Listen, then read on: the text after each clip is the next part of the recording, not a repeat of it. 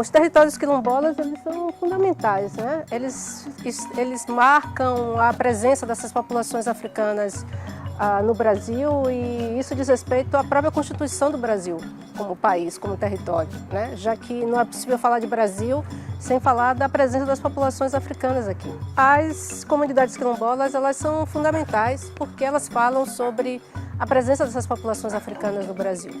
E quando a gente está falando sobre o Brasil, é impossível considerar o país sem considerar a presença das populações africanas.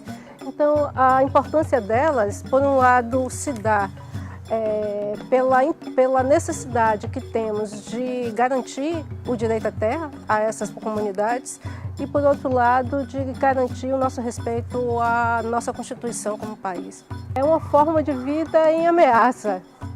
As comunidades quilombolas lutam arduamente para garantir o seu acesso à terra, para garantir a manutenção das suas culturas.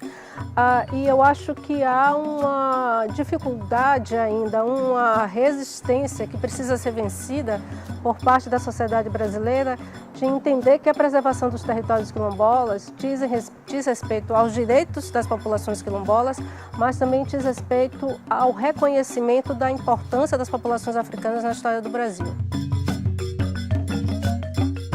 Houve uma grande discussão no Brasil na década de 1980 para debater acerca desse tema, né? O que seria um quilombo e qual a importância de preservação desses quilombos. E foi um debate muito importante, não só pelo resultado disso, mas também porque trouxe à tona várias interpretações sobre o que seria uma comunidade quilombola, que envolveu desde antropólogos, historiadores, políticos, ativistas, militantes, né?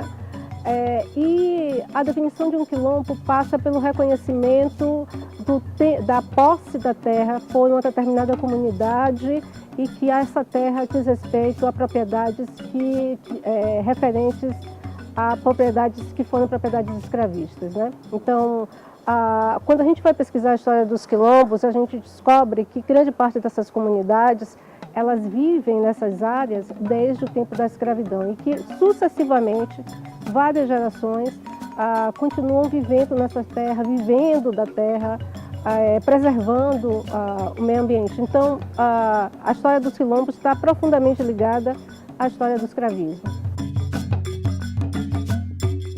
O Quilombo dos Palmares foi uma comunidade quilombola que existiu quando o Brasil ainda era colônia de Portugal, no século XVII. Um quilombo bastante resistente, né?